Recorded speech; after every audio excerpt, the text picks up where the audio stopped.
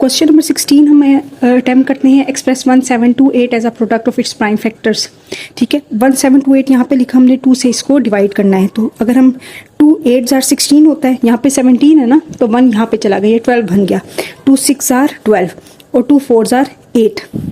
इसी तरह से अगर 864 को आप 2 से मल्टीप्लाई करो ना तो 1728 आता है। ठीक है, तो दोबारा 2 से करेंगे। 2 4 जार 8, 2 3 जार 6, 2 2 जार 4। दोबारा 2 से करेंगे, 2 2 जार 4 और 2 को 16 से मल्टीप्लाई करें तो 32 आता है ना, इसलिए 16 लिखा। फिर 2 से दोबारा करेंगे, 2 1 जार 2। अब ये 16 है ना, ठीक है, 2 को किससे मल्टीप्लाई करें तो हमारे पास 16 आता है 8 से, तो 08 लिखना है। ठीक है, क्योंकि 1 अगर हम सिर्फ 1 करें तो 1 तो क्या है, वो तो 2 से छोटा है ना, इसलिए हमने 0 लिखा। 2 54, 2 5 जार 10, 2 4 जार 8। अगेन 2 से करेंगे तो ये आ जाएगा 27।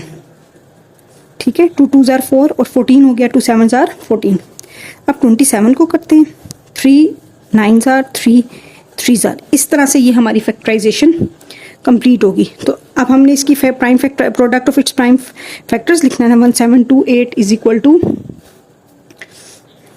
2 multiply by 2 multiply by 2 multiply by 2 multiply by 2 multiply by 2 multiply by 3 multiply by 3 multiply by 3। ये हमारी प्राइम फैक्टराइजेशन है। नेक्स्ट क्वेश्चन करते हैं नेक्स्ट पेज पे। क्वेश्चन नंबर 16 में जगह कम थी तो मैंने ये यहाँ पे स्पेस पे लिख दिया। आप क्वेश्चन नंबर 17 करते हैं।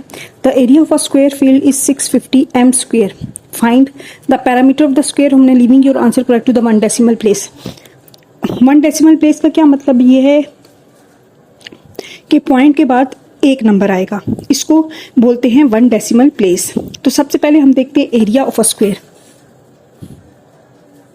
एरिया ऑफ स्क्वायर वो हमारे पास होता है, आपको पता है ना, लेंथ मल्टीप्लाई बाय लेंथ।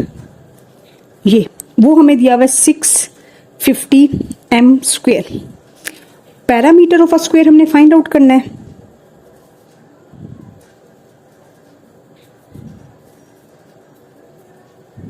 वो किसके इक्वल होता है, 4l, यानी l जो लेंथ होती है साइड स्क्वायर की, उसको 4 से मल्टीप्लाई कर दे। जैसे हमारे पास ये स्क्वायर है ना, स्क्वायर का मतलब है all sides have equal length. ये भी l, ये भी l, ये भी l, ये भी l।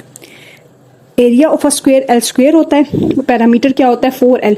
इन तमाम साइड्स की लेंथ को प्लस करते हैं तो वो पैरामीटर होता है। ये हमने फाइंड आउट करना है। तो आप देखो l स्क्वायर क्या है, 650 m square. l square is equal to 650 m square. अगर हम स्क्वायर रूट बोथ साइड्स पे ले लें, स्क्वायर रूट बोथ साइड्स पे ले लिया तो l की वैल्यू क्या आएगी, ये 2 इसके साथ कैंसिल हो जाएगा। अगर कैलकुलेटर से फाइंड आउट करें 650 m स्क्वायर तो हमारे पास अप्रोक्सीमेटली आता है 25.5। इसका इस m इसके साथ कैंसिल हो गया, ये m रह गया। ठीक है, उन्होंने कहा था कि correct to the 1 decimal place पे लिखना, तो हमने पॉइंट के बाद 1 वैल्यू लिखी है। ठीक है, अब हमने फाइंड आउट करना है पैरामीटर। पैरामीटर फाइंड आउट करने के लिए ये 4l होता है ना, 4 को मल्टीप्लाई कर दिया 25.5 से तो हमारे पास आंसर आ जाएगा। अच्छा, अब इसको हम साइड पे मल्टीप्लाई करते हैं। जैसे 25.5 को 4 से मल्टीप्लाई, 4 5 जार 20, 2 यहाँ चला गया, 4 5 जार 20, 22, 2 यहाँ चला गया, 4 2 जार 8, 9 10, 102.0। अब यहाँ पे डेसिमल के पास एक प्लेस है तो एक प्लेस के बाद हमने यूं पॉइंट लगा दिया, तो 102.0 इसके साथ m था, यहाँ पे भी m आ गया। ये हमारा आंसर है। नेक्स्ट है question number 18। Find the LCM of 104 and 130। 104 और 130 का एलसीएम फाइंड आउट करना है। एलसीएम फाइंड आउट करने का मतलब है कि हमने इतनी दफ़ा डिवाइड करना है कि एंड में हमारे पास 1 1 रह जाए। सबसे पहले हम 2 से करेंगे। ठीक है, 2 को 52 से मल्टीप्लाई करोगे ना 102 आएगा। इसको 2 से करेंगे, 65 को 2 से मल्टीप्लाई करें ना 130 आता है। अब आप देखो 52 और 65 है, ये अब 5 वैल्यू 2 पे डिवाइड नहीं होती, लेकिन 52 होता है ना, तो हम 2 से करेंगे। 2 2 जार 4 1 यहाँ 2, 26 को अगर 2 से मल्टीप्लाई करें 52 आता है। 65 को एज इट इज़ रहने दें। अब दोबारा 2 से करें, ये 13 हो गया। 65 को एज इट इज़। अब 13 तो 2 के टेबल में नहीं आता। अब हम 3 का टेबल चेक करते हैं। 3 के टेबल में ना 13 आता है ना 65 आता है। इस इतना आप ये देखो 5 का टेबल पे जाएगा। 65 5 के टेबल पे जाता है। 13 को एज इट इज़ लिखा। 65 को हम सॉल्व करते हैं तो ये आ जाएगा 13। 5 13 जार 65। तो अब ये दोनों 13 13 हो गए। 13 1 जार 13 13 1 जार 13। तो हमारे पास जो एलसीएम है वो आ जाएगा इन सबको मल्टीप्लाई करने से। 2 multiply by 2 multiply by 2 multiply bye 5 multiply by 13। LCM find out करने के लिए हमें इन तमाम वैल्यूज को मल्टीप्लाई किया तो हमारे पास 520 आ जाता है। ठीक है, नेक्स्ट क्वेश्चन नंबर 19 है। बहुत आसान सवाल है। इसको आप समझोगे डिफिकल्ट है तो आपको लगेगा पता नहीं आपने फाइंड आउट क्या करना है। बहुत आसान है। 2 bells ring every 6 minutes and 8 minutes, यानी कि 2 बेल्स हैं जो कि हर 6 मिनट या 8 मिनट के बाद वो बजती हैं। पहली वाली जो बेल है, बेल 1, वो 6 मिनट पे बजी, फिर उसके बाद वो 12 मिनट पे बजेगी, फिर वो 18 मिनट पे बजेगी एंड सो ऑन। वो 6 मिनट्स के गैप के साथ वो रिंग करती है। जो सेकंड बेल है वो 8 मिनट जब होंगे तो वो बेल बजेगी, फिर 8 के बाद 16 मिनट्स होंगे तो वो बेल बजेगी, फिर 8 मिनट्स और गुजरेंगे 24 मिनट पे वो बेल बजेगी। ठीक है, how many minutes will they ring together again. वो दोनों बेल्स एक दूसरे के साथ बराबर कब दोबारा रिंग करेंगी। ठीक है, अब देखिए हमारे पास जो फर्स्ट बेल है, मल्टीपल्स ऑफ फर्स्ट बेल, वो क्या है? 6 मिनट पे बेल बजी, फिर 12 मिनट पे बजी, फिर 18 पे, फिर 24 पे, फिर 30 पे। जो मल्टीपल्स ऑफ सेकंड बेल है, यानी सेकंड बेल कब कब बजेगी? 8 मिनट पे, 16 मिनट पे, 24 मिनट पे, 32 मिनट्स में एंड सो ऑन। ठीक है, अब दोनों bells, these 2 bells ring together again कब? The bell ring together again at 24th minute. जब ये बेल बजी थी 6 पे, 12 पे, 18 पे, 24 पे, और ये भी बेल बज रही थी अपनी टाइमिंग्स पे, तो 24 पे ये भी बजी और 24th मिनट पे ये भी बजी। तो इसका मतलब है these 2 bells ring together at 24th minute. ये हमारा आंसर है। क्वेश्चन नंबर 20 है, फाइंड द स्क्वायर ऑफ 13, यानी कि 13 को 13 से मल्टीप्लाई करें। अब चैप्टर नंबर 1 की जो वर्कशीट उन्होंने दी है, क्वेश्चन नंबर 1 है filling the blanks. The smallest number that is divisible by 2 or more numbers is called the LCM, least common multiple। ये इसकी डेफिनेशन भी है। ठीक है, हम 3 और 4 की एग्जांपल लेते हैं। 3 के टेबल में और 4 के टेबल में सबसे पहले जो कॉमन मल्टीपल आ रहा है वो 12 है। इट मीन्स कि LCM इज़ 12। इसी तरह अगर 6 का टेबल भी इसमें शामिल करने हैं, थर्ड नंबर भी, तो उसमें भी 12 आता है। तो ये 12 इज़ डिविजिबल बाय 2 और मोर नंबर्स। तो ये सही है LCM। The greatest number that divide 2 or more numbers exactly is called the HCF। अच्छा, इसका जो आसान सी ट्रिक है याद करने का, देखें जो डिवीजन होती है वो तो फैक्टर्स ही डिवाइड करते हैं ना, तो इसका मतलब है ये फैक्टर के बारे में है, तो highest common factor. The LCM of 8 and 12 is LCM, least common multiple हमने फाइंड आउट करना है। हम 8 का टेबल पढ़ते हैं, 12 का टेबल पढ़ते हैं, उन दोनों में देखते हैं कि कौन सा लीस्ट कॉमन मल्टीपल बनता है। 8 के टेबल 8, 16, 24, 32 एंड सो ऑन। 12 का टेबल 12, 24, 36 एंड सो ऑन। तो इनका जो मल्टीपल 24 है वो सेम आ रहा है, तो इसका मतलब है कि इसका आंसर 24 है। HCF ऑफ 36 एंड 48, यानी कि 36 और 48 को सबसे पहला कौन सा ऐसा नंबर है जो डिवाइड करता हो? HCF वही है ना। अब 6 आर 36, 6 8 आर 48, यानी कि 6 ऐसा नंबर है कि जो इन दोनों को डिवाइड कर रहा है। 6 से द ऑपोजिट ऑफ -7 इज 7, यानी कि -7 है ना, इसका ऑपोजिट +7 है। इस वर्कशीट का क्वेश्चन नंबर 2 सॉल्व करते हैं, match with appropriate one. HCF of 24 and 60, यानी कि highest common factor.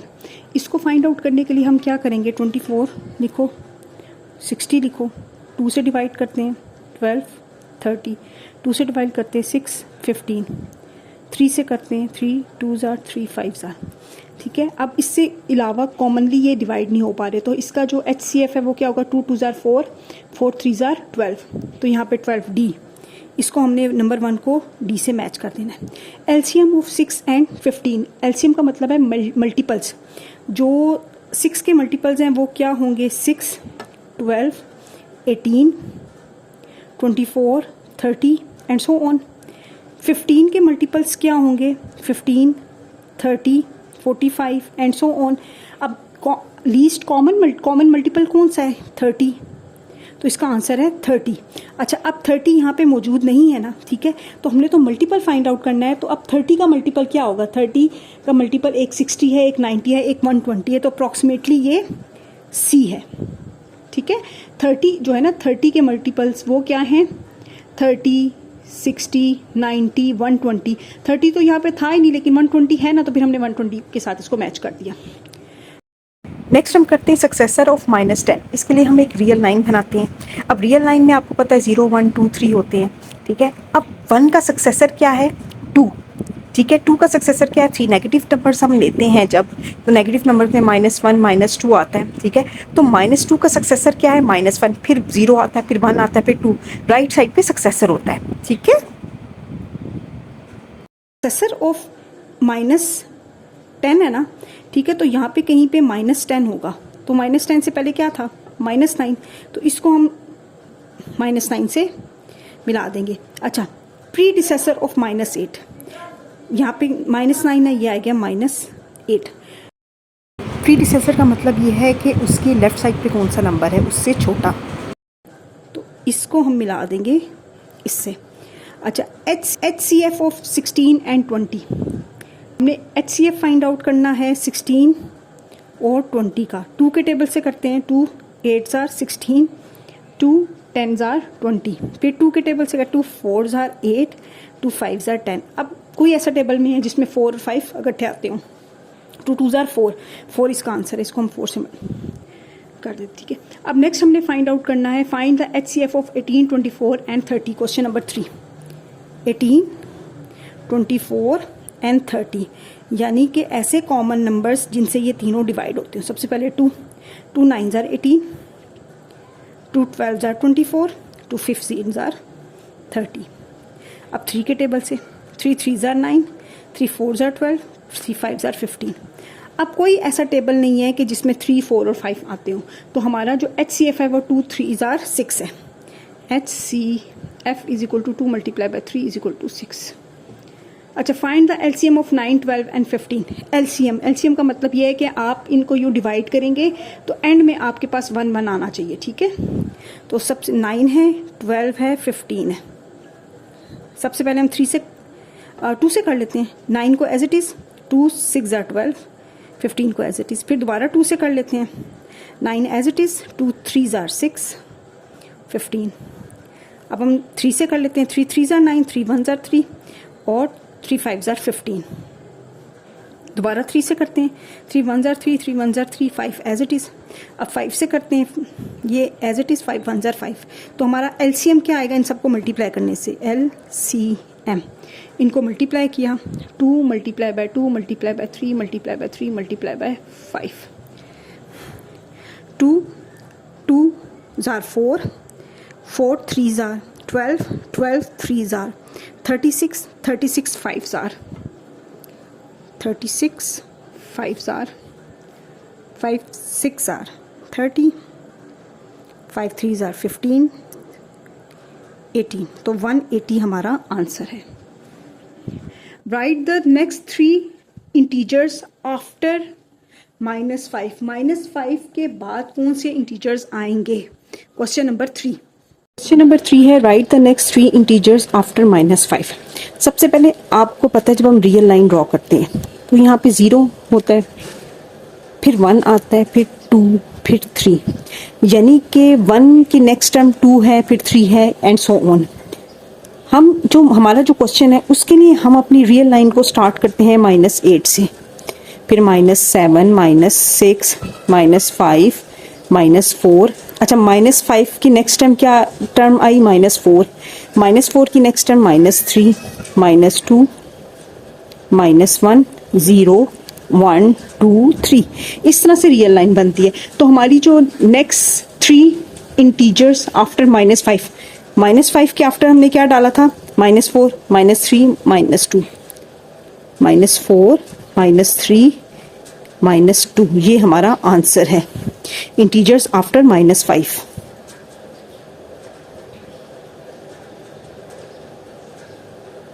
4 number pattern, इसका क्वेश्चन नंबर 1 है a well defined collection of distinct object is called a set. The number of elements in a set A is called its order. A set with no element, जिसमें कोई element ना हो, वो empty set होता है, उसको null set भी बोलते हैं. एम्प्टी सेट लिखिए. A set that contains all the elements under consideration in a particular context is called a universal set. जिसमें ऐसा सेट जिसमें तमाम नंबर्स आते हों जिन जिन नंबर्स को हम डील करना चाहते हैं. क्वेश्चन नंबर 2 है मैच विद अप्रोप्रिएट वन. ठीक है. नेक्स्ट टर्म इन 3, 7, 15, 11 और 15. अब आप देखें कि इसमें 4 का फ़र्क है. 3 और 7 के दरम्यान में 4 का फ़र्क है. 11 और 7 के दरम्यान भी 4 का फ़र्क है. जो नेक्स्ट टर्म होगी ना 15, उसमें 4 प्लस करें तो हमारे पास आता है 19. तो इसको हम बी के साथ मैच कर देंगे. नेक्स्ट है नेक्स्ट टर्म इन 1, 4, 9, 16. अब 2 2 जार 4 होता है, 3 3 जार 9 होता है, 4 4 जार 16 होता है. तो अगला 5 5 जार 25. तो इसको 25 से मिलाएं. Next term in 2, 4, 8. अब ये पैटर्न कैसे बना है? 2 2 jar 4, 4 2 jar 8, 8 2 jar 16, 16 2 jar 32, 32 2 jar 64. तो इसको 64 से मिलाएं. Next term in 10, 15. ये 10 का टेबल है, 5 का टेबल है. 10, 15, 20, 25 एंड 30. अब 30 यहाँ पे नहीं है तो 35 क्लोजेस्ट है, या आप यहाँ पे 30 लिख भी दें. ठीक है. नेक्स्ट क्वेश्चन नंबर 3 है right the next 2 terms of sequence 12, 24, 36, 48. अब ये 12 का टेबल है. 12 1 jar 12, 12 2 jar 24, 12 3 jar 36, 12 4 jar 48, 12 5 jar 60 and 12 6 jar 72. अच्छा, find the missing number in the pattern 7, 14, 56, 112. अब ये देखिए 7 2 जार 14, 14 2 जार 28, 28 2 जार 56. ये हमने मिसिंग नंबर फाइंड आउट कर लिया. What right the rule for the pattern 85, 80, 75, 70, 65. इसमें आप देखिए फर्स्ट टर्म क्या है? 85 है. Start from 85, start from 85. ठीक है. रूल क्या है? डिक्रीज 5 या -5